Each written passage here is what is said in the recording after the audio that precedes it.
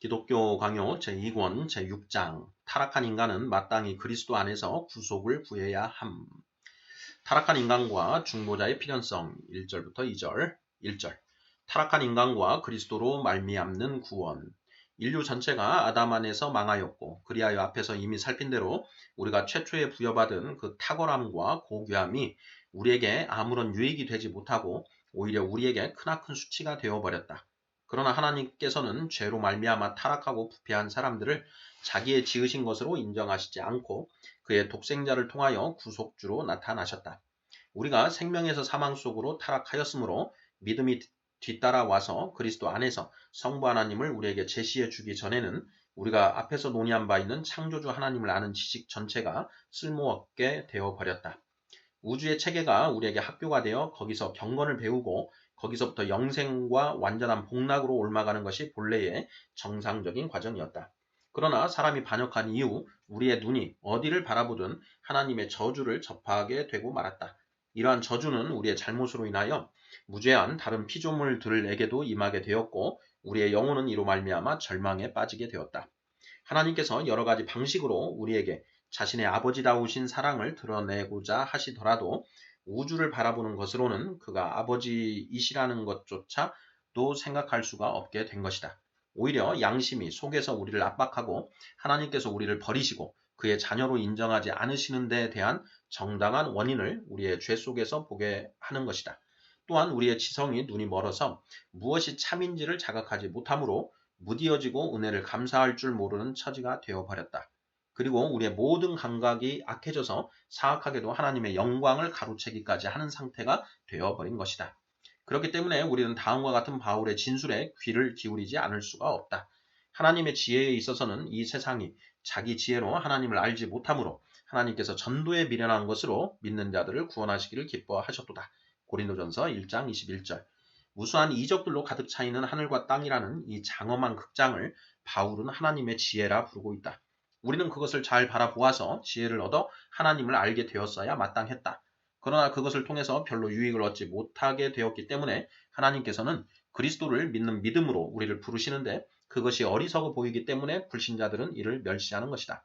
그러므로 십자가의 도가 우리의 인간적인 성향에는 맞지 않지만 우리의 주인이시오 지으신 분이신 하나님께로 돌아가기를 바란다면 우리가 지금까지 멀어진 상태에 있던 그분께로 다시 돌아가 그가 다시 우리의 아버지가 되시는 상태를 회복하기를 바란다면 그 도를 겸손하게 받아들여야만 하는 것이다. 첫사람 아담의 타락 이후로는 중보자를 떠나서는 하나님에 대한 그 어떠한 지식도 구원에 이르게 하는 능력이 되지 못했다. 로마서 1장 16절, 고린도전서 1장 24절. 그리스도께서는 그의 시대뿐 아니라 모든 시대의 사람들에 대하여 이렇게 말씀하시는 것이다. 영생은 곧 유일하신 참 하나님과 그가 보내신 자 예수 그리스도를 아는 것이니이다. 요한복음 17장 3절. 그러므로 성경이 한결같이 구원으로 들어가는 유일한 문이라고 가르치는 그분의 은혜가 없이 불경건한 자들과 믿지 않는 자들에게 무작정 하늘을 개방시키는 자들의 우매함이란 얼마나 악한지 모르는 것이다. 그러나 혹시 이러한 그리스도의 진술을 복음 전파에만 국한시키고자 하는 사람들이 있다면 그런 사고는 곧바로 반박되고도 남는다. 사람이 하나님께로부터 멀리 떠나 있으며 저주받은 것으로 선포되었고 진노의 자식들로서 화목이 없이는 하나님을 기쁘시게 할 수 없다는 것은 모든 시대와 모든 민족들이 똑같이 알고 있는 사실이기 때문이다. 뿐만 아니라 그리스도께서는 사마리아 여인에게 이렇게 답변하셨다. 너희는 알지 못하는 것을 예배하고 우리는 아는 것을 예배하노니 이는 구원이 유대인에게서 남이라. 요한복음 4장 22절. 이 말씀을 통해서 그리스도는 모든 이방의 종교들을 거짓된 것으로 정죄하시는 동시에 율법 아래에서 구속주께서 그 택하신 백성들에게만 약속되신 이유를 제시하시는 것이다. 그렇다면 그리스도를 바라보는 것을 제외하고는 그 어떠한 예배도 하나님을 기쁘시게 한 일이 없는 것이 된다. 그리고 바울 역시 이를 기반으로 하여 모든 이방인들이 세상에서 소망이 없고 하나님도 없는 자임을 선언하고 있다. 에베소서 2장 12절. 요한이 생명이 태초부터 그리스도 안에 있었으며 또한 온 세상이 그 생명으로부터 벗어났다고 가르치므로 그 본래의 근원으로 다시 돌아가는 것이 필수적이다. 그리하여 그리스도께서도 자신이 화목제물이심으로 친히 자신이 생명임을 선언하시는 것이다. 요한복음 11장 25절, 14장 6절. 분명히 단언하건대 하늘의 유업은 오직 하나님의 자녀들에게만 주어지는 것이다. 뿐만 아니라 독생자의 몸에 접붙임을 받지 않은 자들이 자녀의 지위를 지닌다고 보는 것은 전혀 합당치 않은 것이다. 요한은 분명히 선언하고 있다. 그 이름을 믿는 자들에게는 하나님의 자녀가 되는 권세를 주셨으니. 요한복음 1장 12절. 그러나 아직 그리스도를 믿는 믿음에 대해서 충실하게 논의할 차례가 되지 않았으므로 우선 이 정도로 간단히 언급하고 지나가는 것으로 족할 것이다. 2절. 구약시대에도 중보자께서 제시되셨음. 그러므로 하나님께서는 중보자를 떠나서는 결코 옛 백성들에게 자비를 보이신 일도 없고 그들에게 은혜에 대한 소망을 주신 일도 없다. 율법에 나타나 있는 희생제사는 오직 그리스도께서 시행하시는 속죄 이외에는 다른 어디에서도 구원을 찾지 말아야 할 것을 신자들에게 명백하게 공공연하게 가르쳐 주는 것이지만 그것에 대한 논의는 그냥 지나가고 다만 교회의 복되고 기쁜 상태는 언제나 그리스도를 기반으로 한다는 사실만을 지적하기로 하자. 하나님께서 그의 언약에 아브라함의 모든 자손들을 다 포함시키셨지만 그럼에도 불구하고 바울은 지혜롭게도 그리스도께서는 모든 민족들을 복받게 하시는 그 씨이셨다고 추론하고 있다. 갈라디아서 3장 14절. 우리가 아는 바대로 아브라함의 육체적인 후손들 모두가 그의 자손들로 인정받은 것이 아니기 때문이다. 갈라디아서 3장 16절. 이스마엘 같은 사람은 접어두더라도 이삭의 쌍둥이 두 아들인 에서와 야곱만 해도 아직 어머니의 뱃속에 있을 때에 이미 하나는 택함받았고 하나는 버림바 되었으니 대체 어떻게 이런 일이 있단 말인가. 로마서 9장 11절. 맏아들은 옆으로 밀려나고 둘째 아들만 자기 지위를 지켰으니 대체 어찌된 일인가. 또한 대다수가 상속권을 빼앗겼다니 대체 어찌된 일인가. 그러므로 아브라함의 씨란 주로 머리이신 한 분 안에서 인정된다는 것이 분명하며 또한 그리스도께서 임하셔서 흩어진 자들을 모으셔야만 비로소 약속된 구원이 실현된다는 것이 확실한 것이다. 그러므로 본래 택하신 백성을 취하신 것도 중보자의 은혜에 근거한 일이었다. 모세의 글에서는 이것이 아직 분명한 말로서 표현되지 않기는 하지만 그럼에도 불구하고 그 사실이 모든 경건한 자들에게 다 알려져 있었다는 것이 충분히 드러나고 있다. 이스라엘의 왕 제도가 세워지기 전 사무엘의 모친 한나는 경건한 자의 행복을 묘사하면서 이미 이렇게 말한 바 있다. 여호와께서 자기 왕에게 힘을 주시며 자기의 기름 부음을 받은 자의 뿔을 높이시리로다. 사무엘상 2장 10절. 곧 하나님께서 그의 교회를 복 주시리라는 뜻이다. 그리고 조금 뒤에 첨가된 예언도 이와 일맥상통한다. 나는 나를 위하여 충실한 제사장을 일으키리니 그 사람은 내 마음, 내 뜻대로 행할 것이라. 그가 나의 기름 부음을 받은 자 앞에서 영구히 행하리라. 사무엘상 2장 35절. 그리고 우리의 천부께서는 우리가 다윗과 그의 후손들에게서 그리스도의 살아있는 형상을 깨닫기를 원하신 것이 분명하다. 그리하여 다윗은 경건한 자들에게 하나님을 경외할 것을 권고하면서 그들에게 그의 아들에게 입맞추라고 명령한다. 시편 2장 12절. 이는 다음과 같은 복음서의 말씀과 일치하는 것이다. 아들을 공경하지 아니하는 자는 그를 보내신 아버지도 공경하지 아니하느니라. 요한복음 5장 23절. 그러므로 비록 10지파의 모반으로 왕국이 무너졌으나 하나님께서 다윗과 및 그의 후계자들과 세우신 언약은 그의 선지자들을 통해서 말씀하신 대로 그대로 존속하여야 했던 것이다. 내가 이 나라를 다 빼앗지 아니하고 내 종 다윗과 내가 택한 예루살렘을 위하여 한 지파를 내 아들에게 주리라. 열왕기상 11장 13절 32절. 이 약속이 두세 차례 되풀이되고 있다. 내가 이로 말미암아 다윗의 자손을 괴롭게 할 것이나 영원히 하지는 아니하리라. 열왕기상 11장 39절. 말씀하셨고 또한 조금 후에는 이렇게 말씀한다. 그의 하나님 여호와께서 다윗을 위하여 예루살렘에서 그에게 등불을 주시되 그의 아들을 세워 뒤를 잇게 하사 예루살렘을 견고하게 하셨으니. 열왕기상 15장 4절. 그 후에 나라가 거의 파멸 상태에 있었으나 다음과 같은 말씀이 다시 주어지고 있다. 여호와께서 그의 종 다윗을 위하여 유다 멸하기를 즐겨하지 아니하셨으니 이는 그와 그의 자손에게 항상 등불을 주겠다고 말씀하셨음이더라.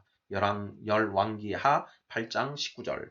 정리하자면 다른 모든 사람들을 지나쳐 두고 다윗만 택함을 받아 하나님의 선하신 기뻐하심이 거하는 자가 되었으니 다른 곳에 나타나는 말씀과 같다.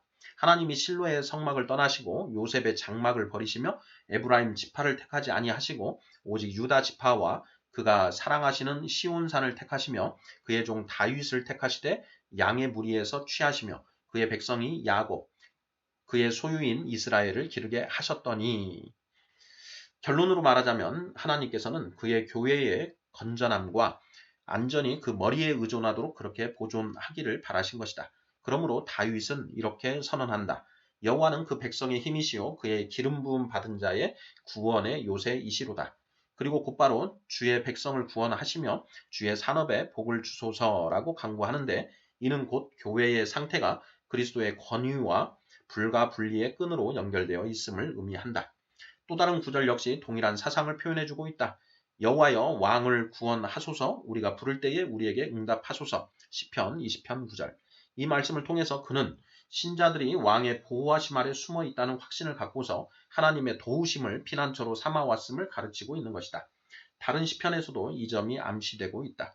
여호와여 이제 구원하소서 여호와의 이름으로 오는 자가 복이 있으며 시편 118편 25, 26절. 신자들이 하나님의 손으로 구원받을 소망을 갖도록 하기 위하여 그들을 그리스도께로 다시 부르고 있다는 것이 여기서 분명히 드러나고 있는 것이다. 온 교회 전체가 하나님의 긍휼을 구하는 또 다른 강구에서도 동일한 사상이 나타나고 있다. 주의 오른쪽에 있는 자, 곧 주를 위하여 힘있게 하신 인자에게 주의 손을 얹으소서. 시편 80편 17절. 시편 기자는 온 백성이 흩어진 것을 슬퍼하면서도 그 머리 안에서 그들이 회복되기를 강구하는 것이다. 그러나 그 백성이 포로로 끌려간 후 땅이 황폐해지고 모든 것이 파괴된 것처럼 보일 때에 예레미야는 교회에 임한 재난에 대해 슬퍼한다. 그리고 특별히 그 나라의 패망 때문에 신자들에게 소망이 끊어진 것에 대해 슬퍼한다. 그는 이렇게 말씀하고 있다. 우리의 콧김, 곧 여호와께서 기름 부으신 자가 그들의 함정에 빠졌으며 우리가 그를 가리키며 전에 이르기를 우리가 그의 그늘 아래에서 이방인들 중에 살겠다 하던 자로다. 예레미야 애가 4장 20절. 이로 보건대 중보자 없이는 하나님께서 인류와 화목하실 수가 없으므로 그리스도께서 율법 아래에서 언제나 거룩한 조상들 앞에 그들의 믿음의 대상으로 제시되셨다는 사실이 분명히 드러나는 것이다. 3절 구약의 믿음과 소망은 약속의 근거함. 그리스도야말로 언약과 믿음의 필수적이심 3절부터 4절까지. 그런데 환난 중에 위로가 있을 것을 약속하는 곳에서 특히 교회의 구원이 묘사되는 곳에서 그리스도 자신에 대한 신뢰와 소망의 깃발이 펄럭이고 있다. 하박국은 주께서 주의 백성을 구원하시려고 기름 부음 받은 자와 더불어 나오셨다고 말씀한다. 하박국 3장 13절. 그리고 선지자들은 교회의 회복을 언급할 때마다 다윗에게 하신 바 그의 나라가 영원할 것이라는 약속을 백성들에게 상기시킨다. 열왕기 하 8장 19절. 그렇지 않으면 그 언약이 전혀 안정성이 없는 것이 되었을 것이니 어찌 아니 그렇겠는가. 이에 대해서 이사야의 대답이 특별히 의미심장하다. 아하스 왕이 믿지 못하여 예루살렘의 포위망이 거쳐지고 곧바로 안전을 회복할 것이라는 자신의 증언을 받아들이지 않는 것을 보고서 이사야는 갑자기 화제를 메시아에게로 돌리는 것이다. 보라 처녀가 잉태하여 아들을 낳을 것이요 그의 이름을 임마누엘이라 하리라. 이사야 7장 14절. 이로써 이사야는 비록 왕과 백성들이 사악하게도 그들에게 베풀어진 약속을 거부하였고 마치 하나님의 맹세를 고의적으로 무시하려는 것처럼 처신하였으나 구속주께서 그의 정하신 때에 오실 것이므로 결코 그 언약이 무효화되지 않을 것임을 간접적으로 시사하고 있는 것이다. 요컨대 하나님이 긍휼이 많으신 분이심을 보여주기 위하여 모든 선지자들은 끊임없이 다윗의 나라를 선포하며 그 나라의 구속과 영원한 구원이 달려 있음을 드러내고 있다. 그리하여 이사야는 이렇게 말씀한다. 내가 너희를 위하여 영원한 언약을 맺으리니 곧 다윗에게 허락한 확실한 은혜이니라. 보라 내가 그를 만민에게 증인으로 세웠고 만민의 지도자와 명령자로 삼았나니. 이사야 55장 3절 4절. 즉 그처럼 열악한 처지에서는 하나님께서 신자들에게 자비를 베푸신다는 것이 이 증인을 통해서 제시되어야만 비로소 신자들이 소망을 가질 수 있다는 것이다. 예레미야도 이렇게 말씀한다. 보라 때가 이르리니 내가 다윗에게 한 의로운 가지를 일으킬 것이라. 그의 날에 유다는 구원을 받겠고 이스라엘은 평안히 살 것이며 예레미야 23장 5절 6절. 더 나아가서 에스겔은 이렇게 말씀한다. 내가 한 목자를 그들 위에 세워 먹이게 하리니 그는 내 종 다윗이라. 나 여호와는 그들의 하나님이 되고 내 종 다윗은 그들 중에 왕이 되리라. 내가 또 그들과 화평의 언약을 맺고 에스겔 34장 23절에서 25절. 또한 다른 곳에서도 새롭게 하시는 놀라운 역사를 말씀한 다음 이와 비슷하게 말씀한다. 내 종 다윗이 그들의 왕이 되리니 그들 모두에게 한 목자가 있을 것이라. 내가 그들과 화평의 언약을 세워서 영원한 언약이 되게 하고 에스겔 37장 24, 26절. 그 이외에도 많은 구절들을 거론할 수 있으나 여기서는 그저 독자들에게 모든 경건한 자들의 소망이 언제나 오직 그리스도께만 있었다는 사실을 상기하고자 하는 것뿐이므로 그저 몇 구절만을 언급하였다. 다른 모든 선지자들도 이것과 일치하고 있다. 예를 들면 호세아는 이에 유다 자손과 이스라엘 자손이 함께 모여 한 우두머리를 세우고 그 땅에서부터 올라오리니 라고 말씀한다. 호세아 1장 11절. 그리고 후에 이를 좀 더 분명하게 설명하고 있다. 그 후에 이스라엘 자손이 돌아와서 그들의 하나님 여호와와 그들의 왕 다윗을 찾고 호세아 3장 5절. 미가 역시 이스라엘 자손의 귀환을 가리켜 말씀하며 이렇게 표현하고 있다. 그들의 왕이 앞서가며 여호와께서는 선두로 가시리라. 미가 2장 13절. 또한 아모스도 그 백성이 새로워질 것을 예언하면서 이렇게 말씀한다. 그날에 내가 다윗의 무너진 장막을 일으키고 그것들의 틈을 막으며 그 허물어진 것을 일으켜서 옛적과 같이 세우고 아모스 9장 11절. 이는 곧 내가 다시 한번 다윗의 가문에서 왕의 영광을 구원의 유일한 깃발을 높이 세우리니 이것이 그리스도 안에서 성취되리라 라는 의미이다. 그리하여 스가랴는 그의 시대가 그리스도의 나타나심과 근접한 상태에 있었으므로 더욱 노골적으로 선언하고 있다. 시온에 따라 크게 기뻐할지어다. 예루살렘에 따라 즐거이 부를지어다. 보라 내 왕이 내게 임하시나니 그는 공의로우시며 구원을 베푸시나니. 스가랴 9장 9절. 이는 이미 인용한 바 있는 시편의 구절과 일치한다. 여호와는 그의 기름 부음 받은 자의 구원의 요새이시로다. 주의 백성을 구원하소서. 시편 28장 8절 9절. 여기서 구원이 그 머리로부터 온 몸에까지 흘러내리는 것을 보게 되는 것이다. 4절. 그리스도를 믿는 믿음이 하나님을 믿는 믿음의 필수적임. 하나님께서는 유대인들이 이런 예언들로 교훈을 받아 그들이 그리스도께로 직접 시선을 돌려서 구원을 찾게 되기를 바라셨다. 비록 그들이 부끄럽게도 부패한 상태에 빠졌으나 다음과 같은 일반적인 원리에 대한 기억은 아직 지워지지 않고 있었던 것이다. 곧 다윗에게 약속하신 바와 같이 하나님께서는 그리스도의 손을 통하여 교회의 구원자가 되실 것이라는 것과 또한 그가 그의 택하신 자들을 취하셔서 그들에게 값없이 주신 언약이 든든히 서리라는 것이 바로 그것이다. 그렇기 때문에 그리스도께서 죽으시기 직전 예루살렘에 입성하실 때에 어린아이들의 입에서 호산나 다윗의 자손이여 라는 찬송이 울려 퍼진 것이다. 마태복음 21장 9절. 어린아이들이 부른 이 찬송은 분명 모두들 널리 알고 있던 것이었고 또한 하나님께서 긍휼을 베푸시리라는 유일한 보장이 바로 구속주의 오심에 있다는 일반적인 사상과 일치하는 것이었다. 그렇기 때문에 그리스도께서는 친히 제자들에게 하나님을 분명하고도 온전하게 믿기 위해서는 그리스도 자신을 믿으라고 명령하신 것이다. 하나님을 믿으니 또 나를 믿으라. 요한복음 14장 1절. 엄밀하게 말해서 믿음이 그리스도께로부터 성부 하나님께로 올라가는 것이지만 그러나 그리스도의 말씀은 이런 의미를 내포하고 있다. 곧 하나님을 믿는 믿음이 있다 할지라도 완전하며 견고함 가운데 그 믿음을 견지하는 분이 중보자로서 역할을 하시지 않으면 그 믿음은 서서히 사라지고 말며 또한 중보자가 없이는 하나님의 위엄이 너무나도 높음으로 땅에 기어다니는 구더기와도 같은 죽을 인생들로서는 결코 거기에 도달할 수가 없다는 것이다. 그렇기 때문에 나는 하나님이 믿음의 대상이라는 일반적인 말에 동의를 하면서도 거기에 단서가 있어야 한다고 본다. 그리스도를 가리켜 보이지 아니하는 하나님의 형상이라고 부르는 데에는 그만한 이유가 있기 때문이다. 이러한 칭호는 곧 하나님께서 그리스도 안에서 우리를 대면하지 않으시면 우리는 과연 우리가 구원받은 사실을 알게 될 수가 없다는 것을 경계시켜 주는 것이다. 유대인들 가운데서는 선지자들이 구속주에 관하여 가르친 사실들을 서기관들이 그릇된 해석들로 희미하게 만들어 버렸다. 그러나 그럼에도 불구하고 그리스도께서는 소망이 없는 상태를 바꾸는 데에는, 교회를 해방시키는 데에는 중보자의 나타나심 이외에는 다른 방도가 없다는 것을 전반적인 동의를 통해서 받아들여져서 일반적으로 알려져 있는 사실로 취하신 것이다. 사실 그리스도는 율법의 마침이 되시니라 라는 바울의 가르침은 일반적으로 잘 알려져 있었어야 마땅했는데도 그렇게 알려져 있지 못했다. 그러나 그 가르침은 율법 그 자체와 선지자들의 글에서 완전하게 드러나는 대로 과연 참되고 확실한 것이다. 믿음에 대해서는 다른 곳에서 다루는 것이 더 적절하므로 아직 상세히 다루지는 않겠다.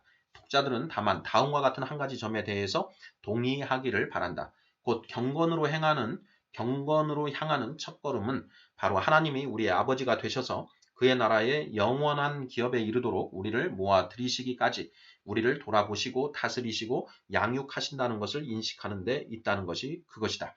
그러므로 조금 앞에서 논의한 사실이 분명해진다. 곧 그리스도가 없이는 하나님을 아는 구원 얻는 지식이 제대로 서지를 못한다는 것 말이다. 만세 전부터 하나님께서는 그리스도를 모든 택한 자들 앞에 세우셔서 그들로 하여금 그를 바라보며 그에게 신뢰를 두도록 하신 것이다. 이런 의미에서 이레나이우스는 말하기를 스스로 무한하신 성부께서 성자 안에서 유한하게 되시는데 이는 우리의 지성이 그의 영광의 광대함에 짓눌리지 않도록 자기 자신을 우리의 미천한 분량에 맞추셨기 때문이라고 하였다. 그런데 광신자들은 이 점을 깊이 생각하지 못하고 유익한 진술을 불경스러운 망상으로 왜곡시켜서 마치 하나님의 완전하심 전체에서 흘러나와서 신성의 일부분만이 그리스도 안에 있는 것처럼 이야기하고 있는 것이다. 그러나 사실 그 진술은 하나님은 오직 그리스도 안에서만 깨달을 수 있다는 뜻 이외에 아무것도 아니다. 요한의 말씀이 언제나 참이었다. 아들을 부인하는 자에게는 또한 아버지가 없으되 아들을 시인하는 자에게는 아버지도 있느니라. 요한 1서 2장 23절. 수많은 사람들이 한때 자기들이 천지를 지으신 지극히 높으신 하나님을 경배한다고 자랑했으나 그들에게 중보자가 없었기 때문에 결국 하나님의 긍휼하심을 참으로 맛보지도 못하고 그리하여 그가 과연 자기들의 아버지이심을 납득하지도 못하고 말았던 것이다. 결국 그들은 그리스도를 자기들의 머리로 붙잡지 않았기 때문에 그저 덧없이 사라져가는 하나님 지식을 소유하는 것으로 그치고 만 것이다. 또한 그리하여 그들은 결국 유치하고 더러운 미신에 빠져서 자기들의 무지를 스스로 드러내고 말았다. 오늘날 이슬람 교도들 역시 천지의 창조주가 바로 하나님이라고 힘차게 외치면서도 여전히 그리스도를 배척하며 결국 참되신 하나님의 자리에 우상을 대신 올려놓고 그를 섬기고 있는 것이다.